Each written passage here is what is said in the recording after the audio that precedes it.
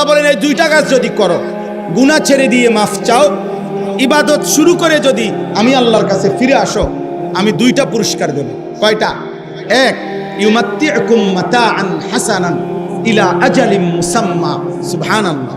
আল্লাহ বলেন বাকিটুকু হায়াত, দুনিয়ায় যে কয়দিন থাকবা, আমি আল্লাহ ওয়াদা দিলাম তোমার জীবনের দুনিয়ার সমস্ত উপকরণ, শুধু নারী না, পবিত্র স্ত্রী দেব। শুধু টাকা না, হালাল টাকা দেব। কি টাকা দেব?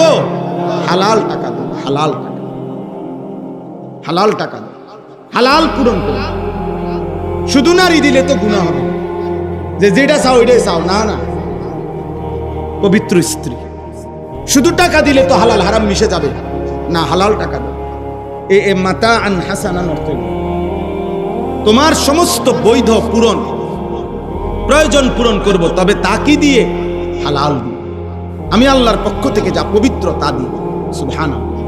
এই জন্য আব্বা মনে রাখবেন, এক হইল লাভ, এক হইল বরকত। লাভ হইল বাড়ে যা, বরকত হইল হালালের মাধ্যমে যা প্রয়োজন পূরণ করে। এই জন্য কারো লাখ টাকা ইনকাম কিন্তু কিস্তি চলে 4টা, কারো 10,000 টাকা বেতন কিন্তু আলহামদুলিল্লাহ কিস্তি নাই একটাও।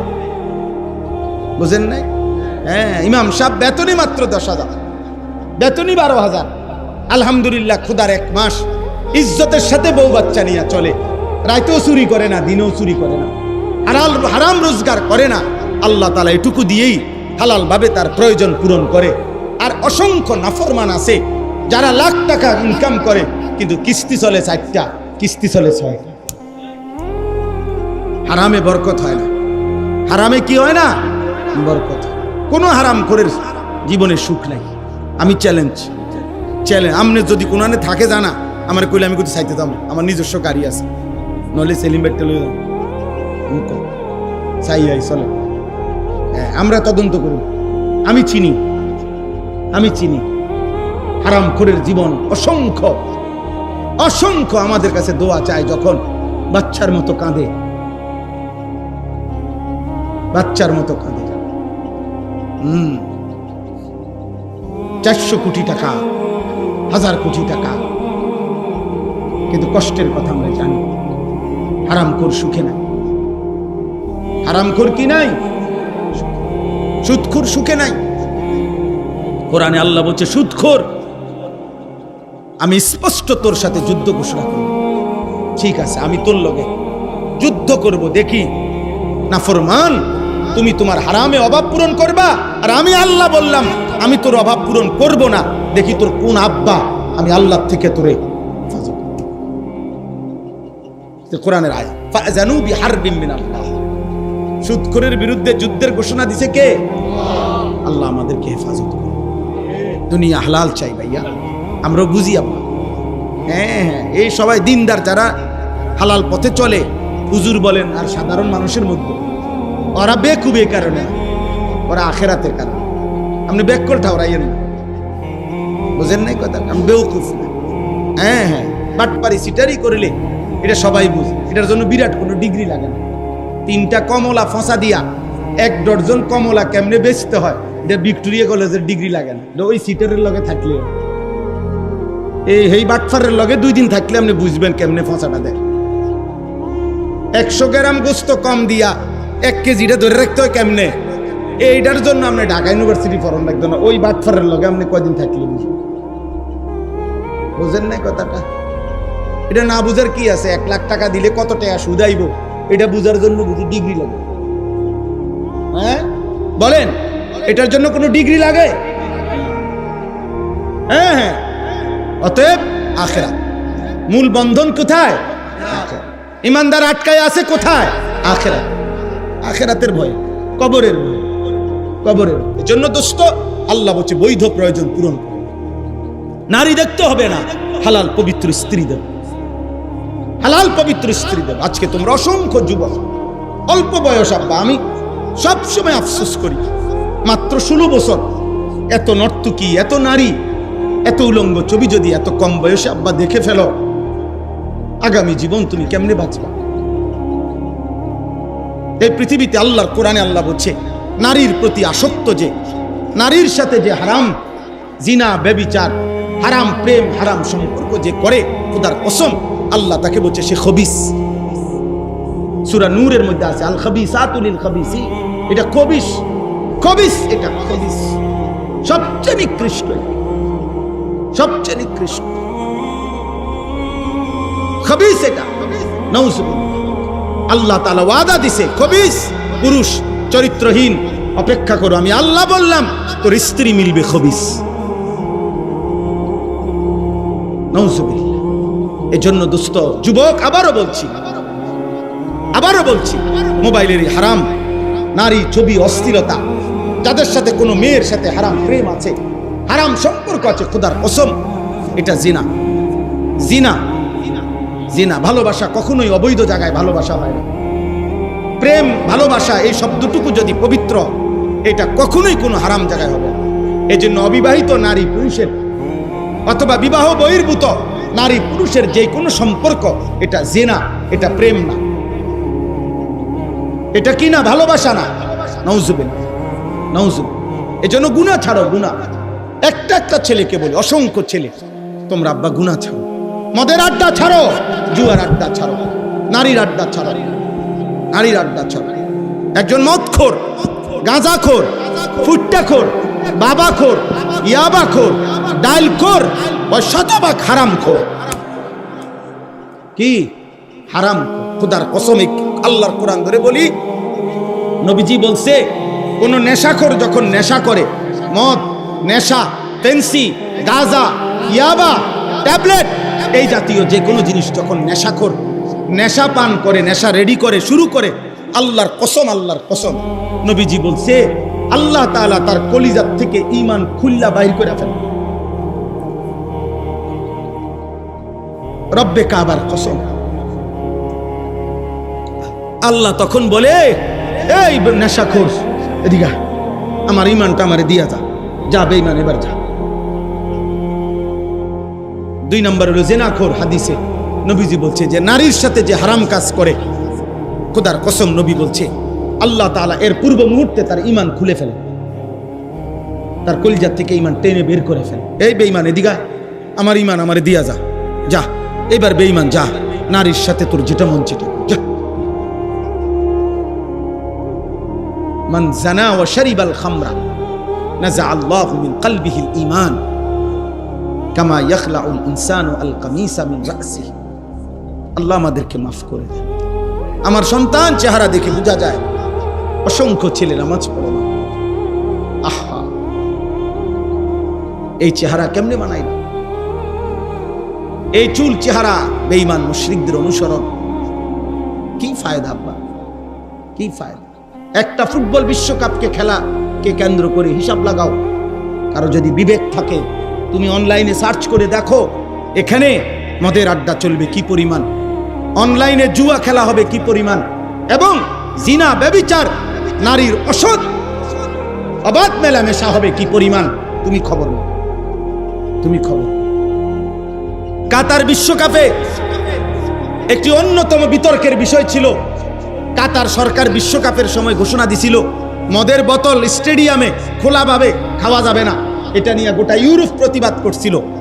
অর্থাৎ আলোচ্য বিষয় ছিল যে মদের বোতল কি ঘরের ভিতরে খাইব না মাঠে খাইব। জি জি, ব্রাজিল বিশ্বকাপের সময় ওনারা নিজেরা হিসাব দিছিল। ব্রাজিলের কিছু জনগণ প্রতিবাদ করছিল যে আমরা অল্প আয়ের দেশ, এত বড় বিশ্বকাপ আয়োজন করলে আমাদের আর্থিক লস হবে।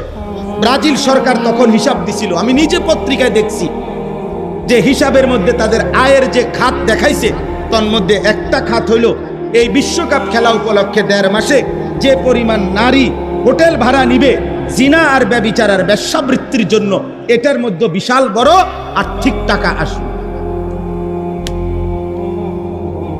আমরা বুঝি না, আমরা চাঁদের দেশে থাকি না, আমরা পৃথিবীতে থাকি। বলো আমার একটা ছেলে ভাই, বলো বিবেক যদি থাকে আমার ভাই, বলো ব্রাজিল আর্জেন্টিনার সাথে আমাদের দিন ধর্মের কোন সম্পর্ক আছে? আচ্ছা রাখেন, এটা বাদ দেন। আমাদের রাষ্ট্রের, আমার এই মাতৃভূমি বাংলাদেশের আর্থিক, সামাজিক, পরিবেশগত যেই কোন উন্নয়ন অগ্রগতির সাথে ব্রাজিল আর্জেন্টিনার কোনো সম্পর্ক আছে? তো তাহলে আমি কেন ব্রাজিল আর্জেন্টিনা আমার প্রিয় হলো কেন?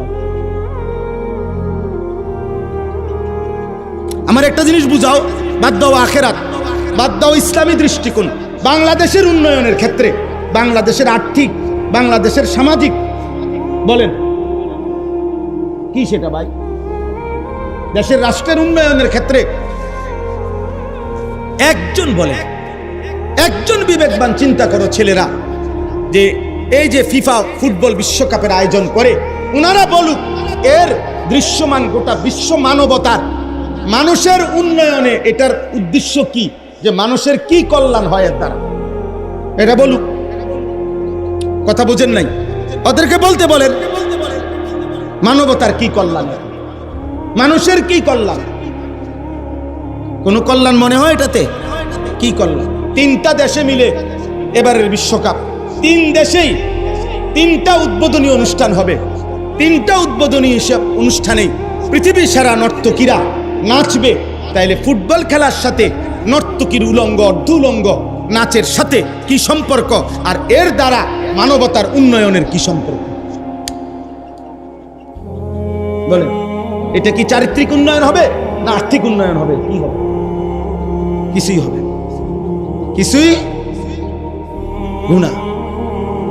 আর কি? আর কিছু গুনাহ, গুনাহ। আখিরাত বরবাদ হবে, আখিরাত বরবাদ। এজন্য মদের আড্ডায় যাইও না বাপ, জুয়ার আড্ডায় যাইও না, নেশার আড্ডায় যাইও না। পচা জিনিস, আবর্জনা মানুষ ফেলে দেয়। এই জন্য যে ছেলেরা চরিত্র নষ্ট করছো, আখলাক নষ্ট করতেছ, একদিন ডাস্টবিনের ময়লার মতো এই সমাজ তোমাকে ছুঁড়ে ফেলে দিবে। তোমার দিকে কোনো কুকুর জানোয়ারও ফিরে চাইবে না, তবে যা বেটা বাদ দেবে না, অসভ্য চরিত্রহীন বেটা বাদ দেবে না, বাদ দে। আল্লাহ আমাদেরকে হেফাজত করেন। ওয়ায়ুতি কুল্লাযী ফাদলিন ফাদলাহু। আল্লাহ তাআলা বলেন, দুনিয়ার বিনিময় তো দেব সবকিছু উত্তম, আর আখিরাতে তোমার প্রতিটা নেক আমলের বিনিময়ে সর্বোত্তম বিনিময় জান্নাত দিয়ে দেব।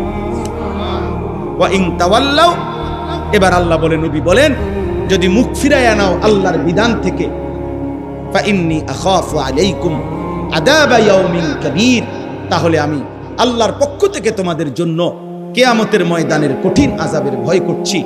হে আমার জাতি, এই মিথ্যা, চুরি, ডাকাতি, এই জিনা, এই ব্যভিচার, এই মদ, জুয়া, এই গান বাদ্য, মা বোনদের বেপর্দা জীবন, বেনামাজি জীবন, খোদার কসম আল্লাহ বলছে, আমার নবী আপনি বলেন আল্লাহর আযাব আসবে, আখিরাতের আযাব হবে, জাহান্নামের আযাব। আপনারা বলেন ভাই, আমার এই শেষ কথা আপনারা বলেন, ইবলিস আল্লাহর কাছ থেকে বিতাড়িত হলো কেন? নাফরমানির কারণে। নূহ আলাইহিস সালামের কওম পানিতে ধ্বংস হলো কেন? আল্লাহর নাফরমানির কারণে। লূত আলাইহিস সালাম, হুদ আলাইহিস সালাম, শুআয়ব আলাইহিস সালাম, নমরুদ, ফেরাউন, কারুন, হামান, যুগে যুগে প্রত্যেক মানুষ নাফরমান। কেন ধ্বংস হইল? আল্লাহর নাফরমানির কারণে। অতএব পাপ, নাফরমানি আমাদেরকে আল্লাহর আযাব নিয়ে আসে। অতএব এই সমাজের যারা আছেন, আলহামদুলিল্লাহ, এতটা গরমে আপনারা এতটা কষ্ট করে বসছেন, সমস্ত ছেলেদের কাছে আমার শেষ অনুরোধ, আব্বা শেষ আমার কথা, প্রত্যেকেই একটা নিয়ত করেন যে ফজরের নামাজ পড়ব। বলেন ইনশাআল্লাহ, বলেন ইনশাআল্লাহ। হাত নামান। আমার একটা কথা মনে নেই, ফজরের নামাজ হলো ভিত্তি, ফজরের নামাজ একজন মুমিনের বুনিয়াদ, ফজরের নামাজ একজন মুমিনের খুঁটি। এজন্য হাদিসে আছে, নবীজি বলছেন, ফজরের নামাজ পড়া মুনাফিকের জন্য কঠিন, বিশুদ্ধ হাদিস, ইমানদারের জন্য সহজ। এজন্য ফজরের মুসল্লি তার ঈমান মজবুত। আলহামদুলিল্লাহ, আলহামদুলিল্লাহ। হিম্মত করলে পারবেন। আপনার মোবাইলে অ্যালার্ম দেন, আপনি অ্যালার্মওয়ালা ঘড়ি কিনেন, আপনারা সবাই একজন আরেকজনকে ডাকেন, আল্লাহ বরকত দিবে, আল্লাহ তৌফিক দান করেন। গুনাহ ছাড়েন। এবং শুরুতে বলছি, আবারও মনে করিয়ে দিচ্ছি, নিজেদের স্ত্রী, ছেলে মেয়ের ঈমান, আমল, আখলাক, চরিত্রের নজর দেন। বাবারা মানুষের চর্চা করেন, মানুষের পরিচর্যা করেন, মানুষ বানান। শুধু আসবাব আর ফার্নিচার, শুধু খাট আর বিল্ডিং নয়, মানুষের পরিচর্যা জরুরি। কার? মানুষ। মাদ্রাসা সেটা করে, মাদ্রাসা মানুষ বানায়, আখিরাত চিনায়, আল্লাহ চিনায়। কসম আল্লাহ, কোরআনুল কারীমের মধ্যে আছে, প্রত্যেক জাহান্নামী আল্লাহকে বলবে জাহান্নামে যাওয়ার আগে, আল্লাহ যাদের কারণে আমি জাহান্নামী হইলাম ওদেরকে আমি একটু দেখতে চাই, আমার সামনে একটু আনতে হবে। আল্লাহ বলবেন কেন? আল্লাহ তাআলা বলেন ওই নাফরমান বান্দা বলবে, আল্লাহ যাদের কারণে আমি জাহান্নামী হয়েছি, আজকে আমি এখানে তাদেরকে আমার পায়ের নিচে ফেলে তাদের ঘাড় এবং গর্দানের মধ্যে পাও রাইখা মুড়াইয়া এরপরে আমি জাহান্নামে যাব। আজ আমি ওই বাপকে বেইজ্জতি করব যে বাপ আমাকে আল্লাহ চিনায় না। আমি 6 বছর বয়সে আমি জিজ্ঞাসা করতে চাই, আল্লাহ আমার আব্বাকে আমি কি অপরাধ করছি যে আব্বা আমার দিন শিখায় না? আল্লাহ চিনায় নাই কেন? আমি 7 বছর বয়সে তো গাউরা ছিলাম না। আমার বয়স যখন 16 বছর আছে তখন আমি তেড়া হইছি, কারণ আমার তখন ঘাড় মোটা হইছে। কিন্তু আমার আব্বা চাইলে তো আমার 7 বছর বয়সে আরেকটু শক্ত করে ধরে রাখলে আমার নামাজি বানাইতে পারত। ওনার টাইম নেই, ওনার টাইম নেই। উনি নিজে খায় বিড়ি, উনি ভূতের কিতা মানুষ করব? বিড়ি খাই না বেড়াই কেমনে কইব যে ভূত মানুষের মতো মানুষ হও? ভূতে যদি আব্বা আমনের মতো নিয়ে বলেন না, এই জন্যই তো পিছায় গেছে, এই জন্যই তো পিছায় গেছে। নিজে নাফরমান, এই জন্য হিম্মত নাই। নিজের টাকা সুদের, তো ওই বেটার হিম্মত আসবে কোত্থেকে? অভিভাবকের টাকা, কিস্তির টাকা, হারামের টাকা, ওজনে কম দেওয়া টাকা, ওই হিম্মত পাবে কই? ওই কলিজার মধ্যে হিম্মত পাবে কই? এই জন্য চিন্তা করে বাদ দে, যেমনি হোক মিলা জিলা চললেইছে। নিজের বিবির কাছে, স্ত্রীর কাছে বলে দিচ্ছে, বুঝছি এত রেডি হইতো না, মানুষ হইতো না, অজাত। জিঙ্গাও বিদেশ যাবি নি, জিঙ্গাও ফাটাই দাও বিদেশ, টিয়া পয়সার কিছু লাইন লইছে। বাহ, একজন বাবার জিম্মাদারি শেষ, এটাই জিম্মাদারি। আল্লাহ আমাদেরকে মাফ করে দেন। আপনারা আপনাদের ছেলেদের দিকে রহম করেন। আমি প্রতিদিন চিল্লাই, এই সূরা আমি পড়ছি, সূরা হুদ। আপনাদের কাছে এবার এই আয়াতগুলো তর্জমা শুনাই। অল্প একটু মনে তো হয়েছিল শেষ হয়ে যাবে, কারণ কারেন্টের যে সদবদল, কিন্তু আলহামদুলিল্লাহ আবারও একটু পরিবেশ হইল, এজন্য আবার বলার ইচ্ছা জাগলো। আল্লাহ তাআলা আমাদেরকে তৌফিক দান করেন। আমার প্রথম প্রসঙ্গ সেলিম ভাই আসার আগেই শেষ হয়ে গেছে, সেটা হইল যে আমরা প্রত্যেকেই ইসলাম সংশোধনের চেষ্টা সমাজের মধ্যে অব্যাহত রাখতে হবে। এই কথাটা বুঝছেন কিনা বলেন? বন্ধ রাখা যাবে না। বলে বাদ দাও, যে যেমনে চলুক না আব্বা, তাইলে সমাজ টিকবে না, তাইলে জাতি টিকবে না, তাইলে যে দেশ টিকবে না, জাতি টিকবে না। বরং অন্যায়কারী অন্যায় করতেই চাইবে, কিন্তু কিছু না কিছু মানুষ তাকে ফেরাইবার চেষ্টা করতে। ছেলে মানতে চাইবে না, বাবার দায়িত্ব তাকে ধরে রাখতে হবে, মায়ের দায়িত্ব তাকে মেয়েকে পর্দানশীল বানাবার চেষ্টা করতেই হবে। এটাই কথা, কোরআনের কথা এটা। কু আনফুসাকুম ওয়া আহলিকুম নারা, নিজেকে জাহান্নাম থেকে বাঁচাও, পরিবারের সদস্যদেরকে জাহান্নাম থেকে বাঁচাও। ওয়া'মুর আহলাকা বিস-সালাহ ওয়াসতাবির আলাইহা, আল্লাহ বলছে পরিবারের সদস্যদেরকে নামাজের আদেশ করো, নিজেও নামাজের উপরে মজবুত থাকো। ইব্রাহিম আলাইহিস সালাম আল্লাহর কাছে দোয়া করছে, রব্বি জাআলনি মুকিমাস সালাহ ওয়া মিন যুররিয়াতি রব্বানা ওয়া তাকাব্বাল দুআ। আল্লাহ, আপনি আমাকে পূর্ণ নামাজি বানান, আমার সন্তানদেরকেও নামাজি বানান। ওয়া মিন যুররিয়াতি, ইব্রাহিম আলাইহিস সালাম যেদিন হাজেরা এবং ইসমাঈলকে কাবার পাশে মরুভূমিতে একা রেখে আসছিল, যেদিন আল্লাহর হুকুমে, একজন মহিলা মাত্র আর একটা কোলের বাচ্চা, এই আশেপাশে 1000 মাইলের ভিতরে তখন আর একটা মানুষ নাই, একটা গাছ নাই, এক ঢোক পানি নাই, এক লোকমা খাবার নাই, বেঁচে থাকার কোনো উপকরণ চারিদিকে নাই। গল্প বলা আর কল্পনা করে দেখেন বাস্তবতা কত কঠিন। আমি কাহিনী না কইলাম, কিন্তু বাস্তবতাটা ভাবেন তো। বাস্তবতাটা ভাবেন, স্ত্রী এবং ছেলেটাকে কোলের বাচ্চা এইভাবে রেখে গেছে, কিন্তু এই কোরআনে আছে খোদার কসম এই অবস্থায় রাইখা ইব্রাহিম আলাইহিস সালাম যখন স্ত্রী এবং ওনার ছেলে ইসমাইলকে, হাজেরাকে এবং ইসমাইলকে একাকী আল্লাহর ঘরের কাছে মক্কা নগরীতে একা রেখে গেছেন, যেদিন কেউ নাই, গাছ নাই, পানি নাই, খাদ্য নাই, মানুষ নাই, কোরআনে আছে সেদিন ইব্রাহিম আলাইহিস সালাম প্রথম আল্লাহর কাছে এক পাশে সরে গিয়ে এই স্ত্রী এবং ছেলের জন্য প্রথম যেই দোয়াটা করছেন, খোদার কসম কোরআনে আছে, ইব্রাহিম বলছে রব্বানা লিউকিমুস সালাহ, আল্লাহ আমার স্ত্রী সন্তান যেন মৃত্যু পর্যন্ত নামাজ আদায় করে।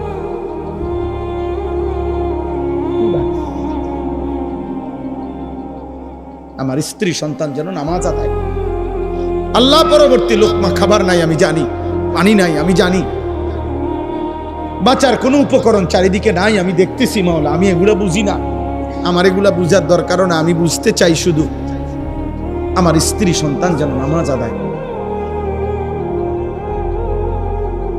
কুরআনুল কারীমের মধ্যে আছে ইয়াকুব আলাইহিস সালাম ইন্তেকালের সময় ওনার 12 জন সন্তানকে, ইয়াকুব নবীর সন্তান ছিল কতজন? 12 জন, 10 ভাই আর ইউসুফ বিনিয়ামিন এরা 2 ভাই, এ কয়জন হলো?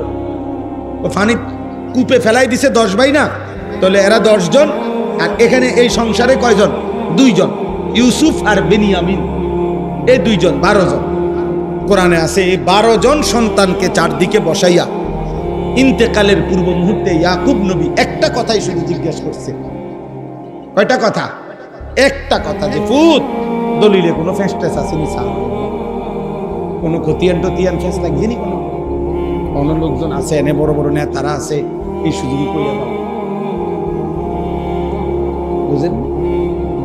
এবার চিন্তা, বুড়া মিয়ার চিন্তা, শেষ চিন্তা, মনে হয় আর বাঁচতাম না, এবার কত বছর ধরে ঘুরাইতেছে জমি, আর বেচবো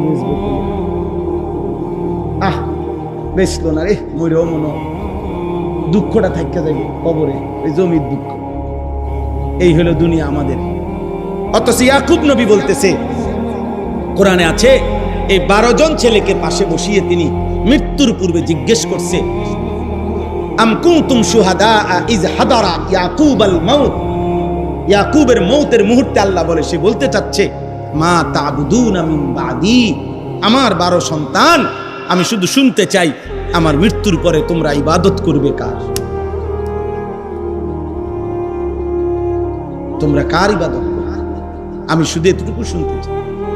ক্বালু না'বুদু ইলাহাকা ওয়া ইলাহা আবাইকা ইব্রাহিম ওয়া ইসমাঈল ইলাহান ওয়াহিদা। 12 জন সন্তান বলছে, আব্বা কোনো চিন্তা করবেন না, আপনার মৃত্যুর পরেও আমরা ইবাদত করব আপনার যিনি ইলাহ, সেই আল্লাহর, আপনার পূর্বপুরুষ ইব্রাহিম এবং ইসমাইলের যিনি ইলাহ, সেই আল্লাহর, ইলাহান ওয়াহিদা, ওই এক আল্লাহর বন্দেগী করে যাব। ইয়াকুব নবী বলছে, আর কোনো পেরেশানি নেই, আমি এতটুকু নিশ্চিত হলাম যে আমার মৃত্যুর পরেও তোমরা আল্লাহর ইবাদত করবে, খালাস, বাকিটুকু দুনিয়া মিলুক বা না মিলুক সেটা আমার বিষয় না, সৃষ্টিকর্তা যিনি, রিজিক দেবেন তিনি, দুনিয়ার প্রয়োজনটুকু পূরণ করে দিবেন তিনি, দুনিয়ার মালিক যিনি। তো দুনিয়ার মালিক কে? আব্বা কে? তো তিনি দিবেন, তিনি দিবেন। এই জন্য এই সূরা হুদ আপনাদের কাছে শুধু বলতে চাই, কোরআনুল কারীমের এই সূরাটি 11 নম্বর সূরা, 11 নম্বর পারায় শুরু হয়েছে। এই সূরার মধ্যে এমন 5 জন নবীর ঘটনা আছে, 5 জন নবীর বিশেষ ঘটনা আছে, যেই 5 জন নবীর উম্মত শেষ মুহূর্ত পর্যন্ত আল্লাহর নাফরমানি, পাপ, গুনাহ, অবাধ্যতার উপরে মজবুত ছিল, যারা 1 সেকেন্ডের জন্য আল্লাহর ইবাদতের দিকে ফিরে আসে নাই, বরং এই 5 জন নবী তাদের এই কওমকে যত 1000 বারই বলছে, লক্ষ বারই বলছে, ওরা প্রত্যাখ্যান করছে। ওরা কি করছে? প্রত্যাখ্যান করছে। আল্লাহ তাআলা পরিণতিতে এই 5 জন নবীর উম্মত কওমকে, সম্প্রদায়কে আল্লাহ তাআলা এই পৃথিবীতে একেবারে একসাথে একই মুহূর্তে একই সময়ে নিশ্চিহ্ন করে দিয়েছে, আল্লাহর আযাব দিয়ে ধ্বংস করে দিয়েছে। 5 জন নবীর উম্মত যাদের পুরা কওমকে আল্লাহ শেষ করে দিয়েছে, একেবারে কোলের বাচ্চা, পেটের বাচ্চা, জোয়ান মানুষ, বুড়া মানুষ, বেডোয় বেডিও সব একসাথে। এই 5 জন নবী হলো: 1 নূহ আলাইহিস সালাম, 2 হুদ আলাইহিস সালাম, এই যে নবীর নামে সূরা, 3 সালেহ আলাইহিস সালাম, 4 লূত আলাইহিস সালাম, 5 শুআয়ব আলাইহিস সালাম। কয়জন হলো? নূহ আলাইহিস সালাম, হুদ আলাইহিস সালাম, সালেহ আলাইহিস সালাম, লূত আলাইহিস সালাম, শুআয়ব আলাইহিস সালাম। কয়জন হলো? 5 জন। এই 5 জন নবী, নূহ আলাইহিস সালামের কওম, হুদ আলাইহিস সালামের কওমের নাম ছিল কওমে আদ, আর সালেহ আলাইহিস সালামের কওমের নাম ছিল কওমে সামুদ, আর লূত আলাইহিস সালামের কওমকে কওমে লূত বলা হইতো, আর শুআয়ব আলাইহিস সালামের কওমকে কওমে শুআয়ব বলা হইতো। শুআয়বের গোত্র, শুআয়বের সম্প্রদায়।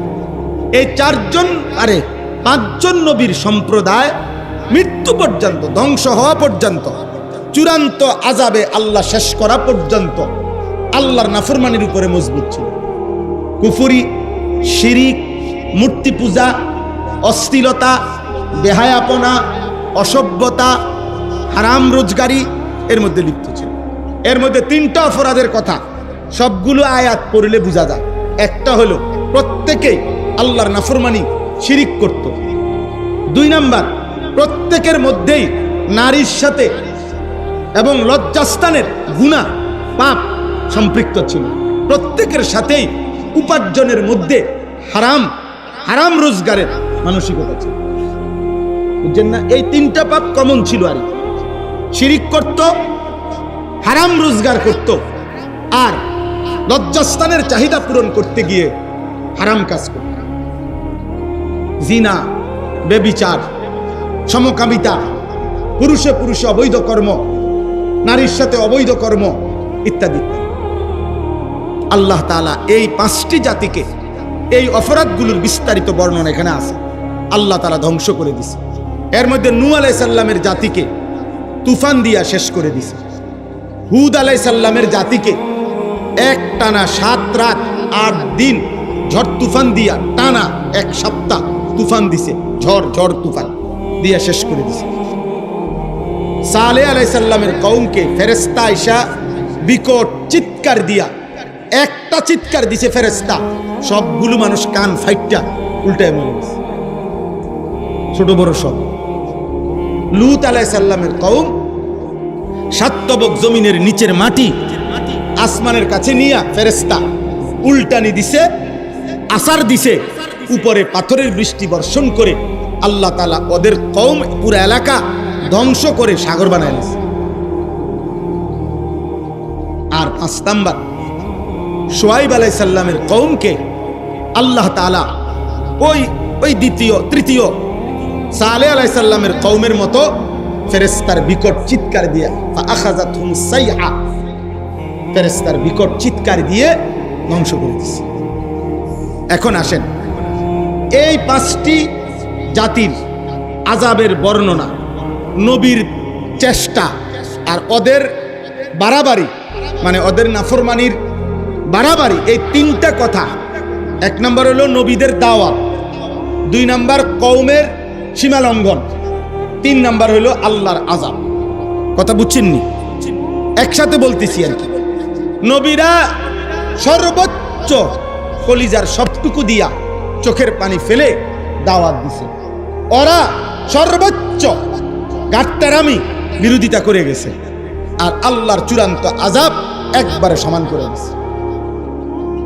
করে দিছে।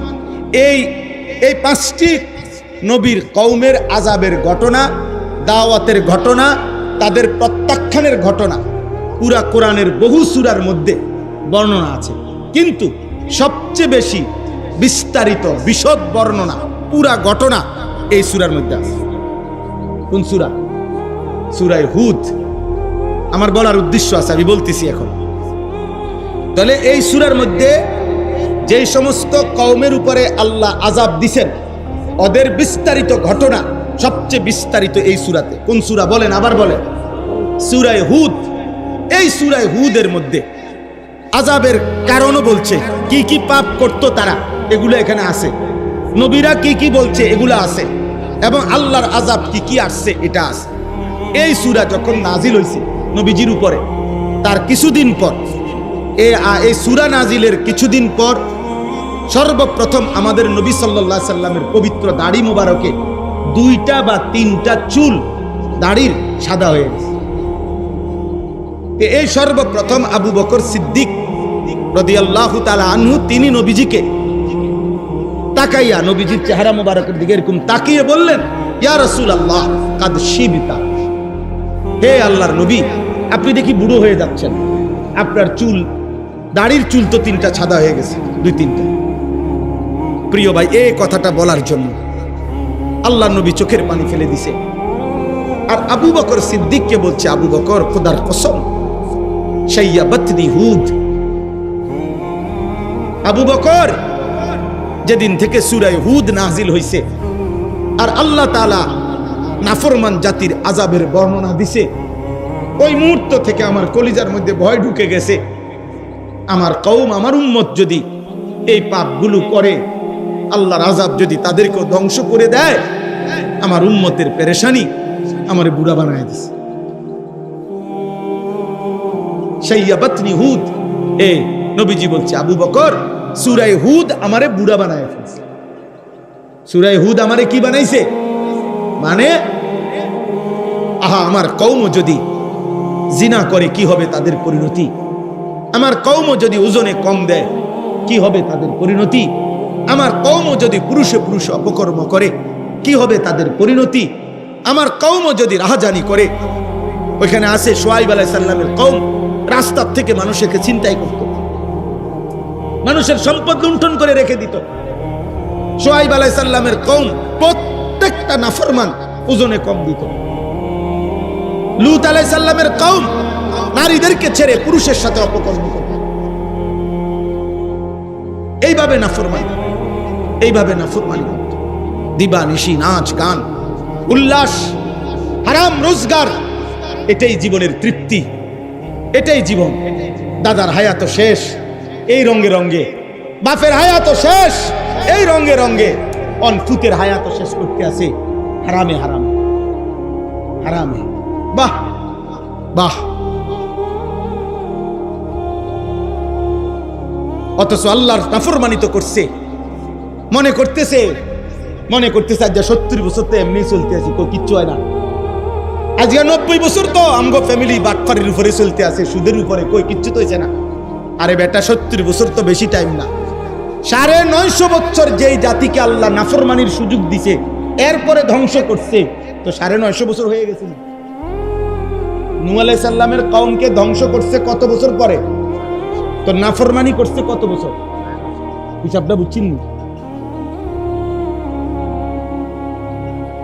তাহলে 70 বছরও যদি নাফরমানি করে সুখে থাকো, যদি মনে করো কই অসুবিধা তো হয় নাই, না না না, অসুবিধা হওয়ার সময় তো অনেক বাকি আছে।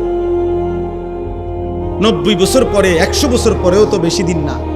কারণ আল্লাহ তো 950 বছরও নাফরমান জাতিকে দুনিয়া ভোগ করতে দিছে, কিন্তু 950 বছর পরে হইলেও তো আল্লাহ কি করে দিছে?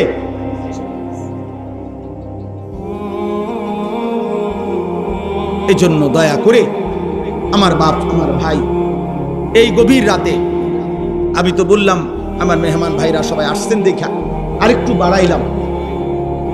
তো আমার উদ্দেশ্য এটা বুঝানো, এই সূরা হুদ নবী কাঁপতে থাকছে। যাদের বিবেক আছে, সুযোগ আছে, সূরা হুদের তর্জমা কইরেন। তাফসিরে তাওজিহুল কোরআন বাংলা অনুবাদ আছে 3 খণ্ডে, খুব সুন্দর বই, কিতাব, কোরআনের তাফসির। বর্তমান বাংলাদেশে বাংলা ভাষায় কোরআনুল কারীমের বাংলা অনুবাদ সবচেয়ে সুন্দর এই কিতাব, তাফসিরে তাওজিহুল কোরআন। অনলাইনে সার্চ করলেও আপনি পাবেন। এই তো 1300-1400 টাকা হবে দাম, কিনে নিলে তর্জমা পড়লে, অনুবাদ পড়লে কলিজা ঠান্ডা হয়ে যাবে, হৃদয়ে ভাবনা আসে যে নবীজির চুল বুড়া হয়ে গেছে, চুল পাকা ধরে গেছে আযাবের ভয়ে। কিসের আযাব? নিজের উম্মতের আযাব। আমার আব্বা, অতএব আমি আপনাদের কাছে এটাই বলতে চাই। এবার তর্জমাটুকু শুনেন। সূরা হুদের শুরু দিয়া আল্লাহ তাআলা বলেন আলিফ লাম র। এই তিনটি অক্ষর কোরআনুল কারীমের মুজিজা। কোরআনুল কারীমের 29টি সূরার শুরুতে এরকম কিছু অক্ষর আছে। কোথাও 1 অক্ষর, 2 অক্ষর, 3 অক্ষর, 4 অক্ষর, 5 অক্ষর, যেগুলো আল্লাহ তাআলা নবীজি সাল্লাল্লাহু আলাইহি সাল্লামের সাথে তার অর্থ বলে, ব্যাখ্যা বলে রেখে দিয়েছেন। বলছে, বন্ধু আপনি আর কোনোদিন কাউকে বলবেন না, এই শব্দগুলোর তর্জমা ব্যাখ্যা আমি জানি আর আপনি জানেন। তো আপনি কাউকে অনুগত অবাধ্য কাউরে বলবেন না, মানে আপনার সাহাবাদেরকেও না, বেঈমানদেরকেও না। কেন? এইটা আমার মুজিজা। কিয়ামত পর্যন্ত আমি কোরআন চ্যালেঞ্জ দিয়ে রাখলাম, যদি কিয়ামত ইসরাফিলের ফুর দিনও কেউ বলে কোরআন মানুষের বানানো, তাইলে বেঈমান তুই ব্যাখ্যা করে দে এই অক্ষরগুলোর ব্যাখ্যা কি। সুবহানাল্লাহ।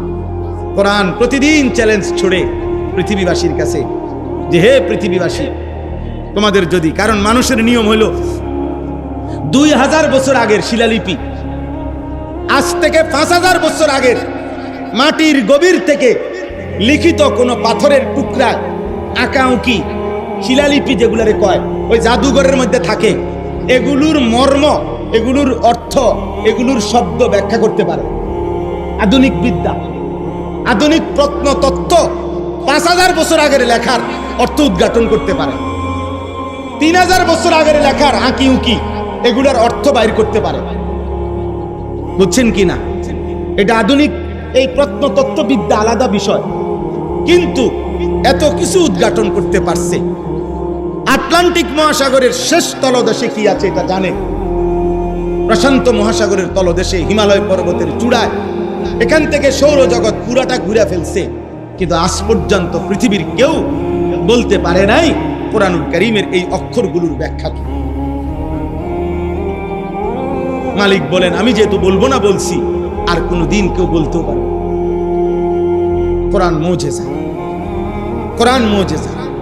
দোস্ত আমার, ভাই আমার, আল্লাহর কোরআন যে দেখে দেখেও পড়তে পারো না, আল্লাহর কোরআন যে চোখ দেখে দেখেও পড়তে জানে না, আমি বললাম তোমার চাইতে দুর্ভাগ্য কপাল এই পৃথিবী। তার কারণ তুমি বদনসিব, তুমি দুর্ভাগা, তুমি মুসলিম পরিচয়ের কলঙ্ক, তুমি মুসলিম পরিচয় অপমান, অপমান। কারণ কোনো কারণ নাই।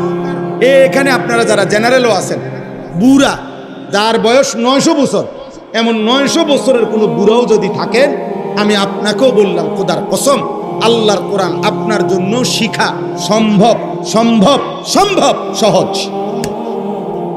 সহজ। একের বেলে আমার বয়স 900 বছর, কোরআন সবার জন্য সহজ, এটা আল্লাহর ওয়াদা। কাজেই কোরআন শরীফ শুদ্ধ পড়তে পারে না, এটা অক্ষমতা কোনো কারণ হবে না। এই জন্য হাসরের ময়দানে কোনো মুসলমান যারা আল্লাহর কোরআন শুদ্ধ পড়তে পারে না, খোদার কসম তারা কোনো অজুহাত দেখাইতে পারবে না। অজুহাত একটাই, গাফলত। বুঝেন নাই কথা? অজুহাত কি? অলসত, অলসত, আর কোনো কারণ না। এই জন্য কোরআন শিখেন, কোরআন শিখেন। মালিকের দেওয়া চোখ, আল্লাহর দেওয়া চোখে আল্লাহর কালামই দেখলেন না, এই চোখ না থাকলেই তো ভালো ছিল। এমন চোখের দরকার কি ছিল? দুনিয়া কামাই করার জন্য না, দুনিয়া তো চোখ ছাড়াও কামাই করা যায়। অন্ধ মানুষও তো বিয়া করে, অন্ধ মানুষেরও তো বিল্ডিং আছে, অন্ধ মানুষও তো মাশাআল্লাহ ভাত তরকারি খায়, খায় না? দুনিয়া অন্ধ লোকে ভোগ করে না, তাহলে চোখ ছাড়াও তো দুনিয়া ভোগ করা যায়। বোবা মানুষও তো দুনিয়া ভোগ করে, বধির কানে শোনে না এমন মানুষও তো দুনিয়া ভোগ করে, তাহলে শুধু দুনিয়া ভোগ করার জন্য তো চোখ না হলেও চলত। হ্যাঁ হ্যাঁ, আফসোসের বিষয়, আফসোস, দুর্ভাগ্য। বুড়া মিয়া, বুড়া মিয়ারে যতবারই কইবেন আমনে, চাচা আল্লাহর দোহাই আধা ঘন্টা বসেন মসজিদে, কোরআন শরীফ করো না, ও ইতান কইয়ার হইতো না, ওনার এই বয়স নাই, কিন্তু মাশাআল্লাহ বিড়ি খানার বয়স, এখনো দুধ দিয়ে সাদওয়ানে মাশাআল্লাহ। এই ব্যাপারে কোনো ক্লান্তি না। চিকন একটা টুল বইয়াও আরাম নাই, এই চিকন একটা চুলটা সাদওয়ানের, এটার মধ্যে উনি 4 ঘন্টা বইয়া থাকে। এমন ডাকাত, এই ডাকাত এনে বইয়া থাকে 4 ঘন্টা, কিন্তু আল্লাহর ঘর মসজিদে 10টা মিনিট বইব, একটা অক্ষর শিখেন না। আলহামদুলিল্লাহ এইটাই 50 বার কইয়া আপনি জানলাম আজকে শেষ ছুটি। কালকে আবার রব্বিল আলামিন, রব্বিল আলামিন এটা শিখে যান গানা। এটাও কি সম্ভব না? আরে কথা বলেন না আব্বা। এমনও যদি শিখতো আউযু বিল্লাহ, আউযু বিল্লাহ, আউযু বিল্লাহ, তাইলেও 6 মাস পরে দেখা যাইতো ওনার 5টা সূরা ঠিক হয়ে গেছে। না, ওনার শরীরে দেয় না, শরীরটা শুধু সাদওয়ান, শুধু বন, বিড়ি, চা, আর শুধু গীবত, বদনাম। এই যে এনে বইছে 3 ঘন্টা যাবত, 6 ঘন্টা যাবত একজনের লোকে একজন জু উড়াই দিছে, মেম্বার বালানা, চেয়ারম্যান বালানা, হেতে বালানা, হেতে বালানা, হেতের বেডি বালানা, হেতের বেডা বালানা, মানে বলতেছে কে হুনে কার কথা, কার কার্য কে করে, কীর্ত করে, শুধু শুধু শুধু শুধু মিথ্যা বললাম। আস্তাগফিরুল্লাহ, আস্তাগফিরুল্লাহ। কি অর্থ আছে, কি অর্থ আছে? আল্লাহর কোরআন শিখেন।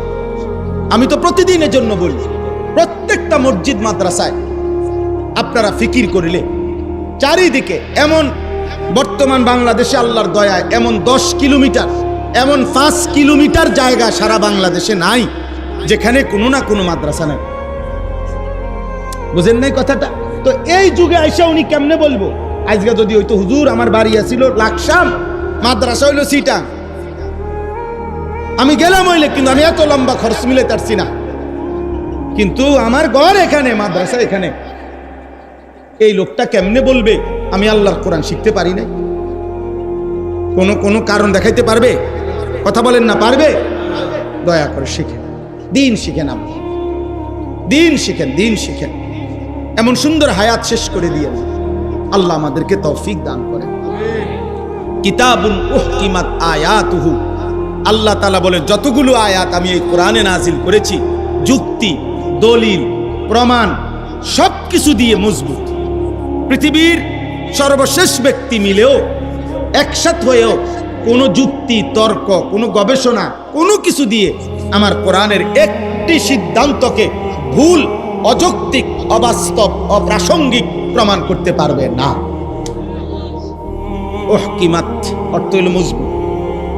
এজন্য পৃথিবীর যত জায়গায় যত নাস্তিক, যত মুরতাদ, যত আল্লাহদ্রোহী, সর্বযুগে যত নারী কিংবা পুরুষ আল্লাহর কোরআনের বিপরীত কোনো মতামত, যুক্তি দেখাইতে চায়, ওরা মূলত তার কাছে এটা ভুল প্রমাণিত হয়েছে এই জন্য না, হয় নির্ধারিত কোনো বেঈমানের টাকা খেয়ে এই জন্য, ওই টাকা হালাল করার জন্য এই কথা বলতেছে, আর কোনো কারণ না। তো ওই বেঈমান জানে যে কোরআনের মধ্যে তার বাপ না, তার 14 গোষ্ঠী একত্র করিল, এখানে কোনো আঙ্গুল বসাইতে পারবে না। কোরআন মজবুত। কোরআন কি? সুম্মা ফুসসিলাত মিন লাদুন হাকীমিন খাবীর।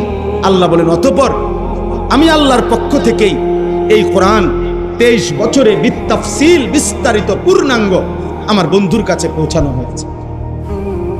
কে পৌঁছাইছে? আল্লাহ। আল্লাহ দেখেন, আল্লাহ তাআলা শতভাগ নিরাপত্তার জন্য আল্লাহ বলছেন আমি একাই নাজিল করছি। জিব্রাইল তুমি একাই পৌঁছাইবা, বন্ধু আপনি একাই গ্রহণ করুন। বাগবাটোরা করে রইতো না। একটা ক্লাসে 4 জন টিচার, 4 জনে মিল্লা বাচ্চারে পড়ায়। আল্লাহ তাআলা এটা বলে নাই, বন্ধু আপনি একাই সাহাবাদেরকে শিখাবেন। পুরা কোরআন একটা একটা আয়াত আমি পুরাটা আপনার উপরেই নাজিল করলাম। আপনার জবান ছাড়া এই পৃথিবী আল্লাহর কালামের একটা শব্দ অন্য কোনো ভাবে, অন্য কারো মাধ্যমে শুনে নাই। শুনছে মনে হয়? সুবহানাল্লাহ, সুবহানাল্লাহ। আল্লাহ তা'বুদু ইল্লাল্লাহ। এবার আল্লাহ বলেন, বন্ধু হে নবী আপনি বলেন হে পৃথিবীবাসী, তোমরা শুধু কেবল আল্লাহর ইবাদত করো, ইবাদত করো কেবল আল্লাহর, আল্লাহর, আল্লাহর, আল্লাহর। ইন্নানী লাকুম মিনহু নাযীরুম ওয়া বাশীর। দেখো এই নবীদের, আমার এই কথাটা দেখেন, শেষ হয়ে যাচ্ছে। প্রত্যেক নবীর ফিকির ছিল কি? আল্লাহ বলছে নবীদের ওয়ারিস উলামাদেরও ফিকির এটা, দুইটা জিনিস, নাযীরুম ওয়া বাশীর। আল্লাহ বলেন আপনি বলে দেন পৃথিবীবাসী, আমার এই পৃথিবীতে তোমাদেরকে দাওয়াত দেওয়ার উদ্দেশ্য দুইটাই, একটা হলো জাহান্নামের ভয় দেখানো, একটা হলো জান্নাতের সুসংবাদ শোনানো। নাফরমানি করো, জাহান্নামের জন্য রেডি হও, আল্লাহর আনুগত্য করো, জান্নাতের জন্য রেডি। এই কথা এই ওলামায়ে কেরামও আপনাদেরকে এটাই বল, ওলামায়ে কেরামও আপনাদেরকে এটা বল। এবার শেষ কথা হলো ওয়া আনিস্তাগফিরু রাব্বাকুম সুম্মা তুবু ইলাইহি। এই শেষ আয়াতটা মনোযোগ দিয়ে শুনেন। আল্লাহ তাআলা বলেন, অতএব বান্দা, আমার নাফরমানি ছেড়ে দিয়ে আযাব থেকে যদি বাঁচতে হয় দুনিয়া এবং আখিরাতের, তাহলে আমি আল্লাহর পক্ষ থেকে আমার নবীর মাধ্যমে তোমাদেরকে শুনাইতেছি, দুইটা কাজ তোমরা করো। এক, আনিস্তাগফিরু রাব্বাকুম, তোমরা তোমাদের রব আল্লাহর নিকট সমস্ত গুনাহ ছেড়ে দিয়ে ক্ষমা প্রার্থনা করো। দুই, সুম্মা তুবু ইলাইহি, সমস্ত নেক আমল আবার শুরু করে আল্লাহর কাছে ফিরে আসো। এই দুইটা শব্দ ইস্তিগফার, তাওবা, বলেন এই শব্দ দুইটা বলেন। তাওবা, ইস্তিগফার বলে গুনাহ ছেড়ে দিয়ে মাফ চাওয়া। ইস্তিগফার কাকে বলে? মাফ। আর তাওবা বলে ইবাদত শুরু করে আল্লাহর কাছে ফিরে আসা। বুঝছেননি কথাটা?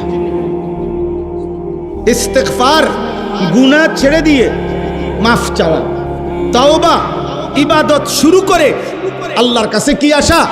ফিরে আসা। এজন্য স্পষ্ট বিষয়টা আল্লাহ বলছে এটা করো, ইস্তিগফার করো, তাওবা করো।